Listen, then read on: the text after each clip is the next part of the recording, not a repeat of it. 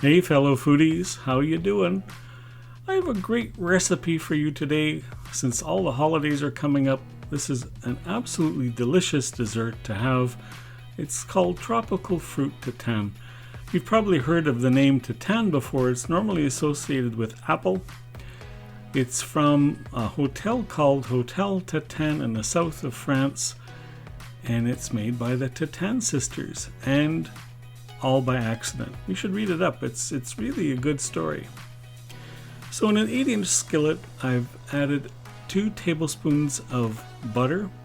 I'm using a plant-based butter here, but you can use whatever you like. This is a once in a year kind of treat, so treat yourself to some butter once in a while. It's okay. To that, I've added 1/2 cup of brown sugar.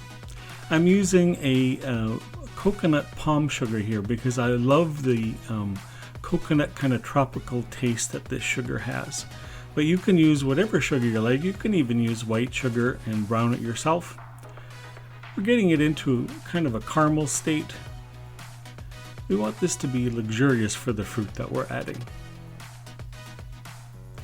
I'm adding just a dribble of vanilla extract. I am using pure vanilla extract, not the imitation.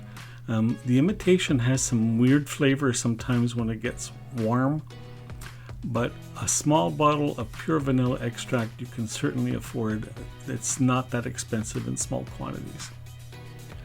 To that, I'm adding a pint of golden berries.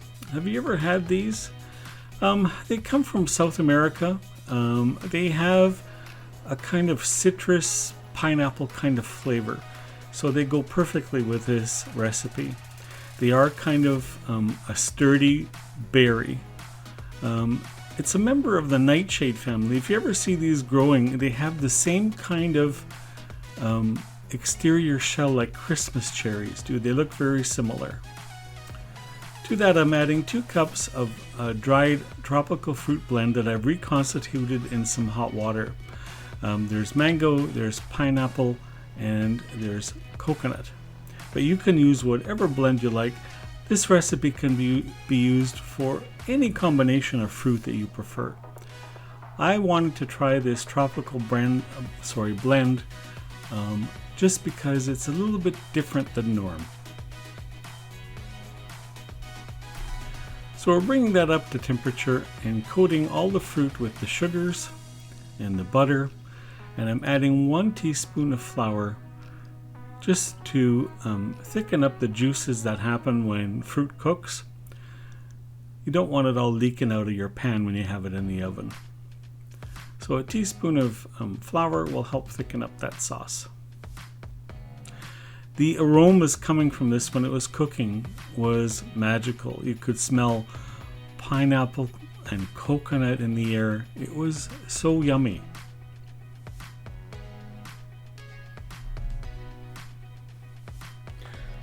So once the sugar and butter mixture have caramelized and covered all the fruit, I'm adding an 8-inch frozen pie dough that I bought. And you don't have to be too fancy about this, just make it fit into your pan. The more rustic looking, the better. So I'm just folding the edges in, making sure it all fits in the pan and nothing's going to hang over the edge and get burnt.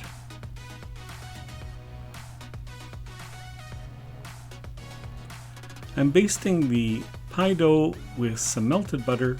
As I mentioned, this is a plant-based butter, but you can use whatever butter you like. It is, like I said, a once-in-a-year kind of treat, and you can go all out and splurge every now and then. You really can. Allow yourself. This was in a 350-degree oven for about 20 minutes.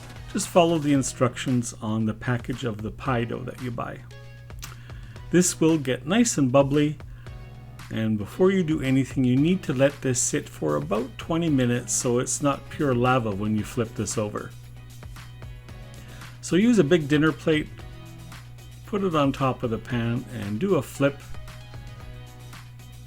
And I got it not too bad. It's not a little off center on the plate, and some of the fruit is stuck to the pan. That's what I'm digging out right now. It's all okay. There's no reason to be perfect with this. Doesn't it look good? It's like eating an upside down apple pie, except it's all tropical fruit this time. You get a real texture difference here between the caramelized fruit and the crispy crust on the bottom. It's absolutely delicious. You can serve this with some ice cream, with some whipped cream, some creme fraiche, some yogurt. Anything will work, anything that you like. And there it is, completed. I hope you try this on your holiday dinner. If you like the recipe, I would love it if you'd subscribe to the channel. Just love to have some more foodies here with me. Thanks for stopping by for some more food that warms your soul, and mine too. We'll see you next time.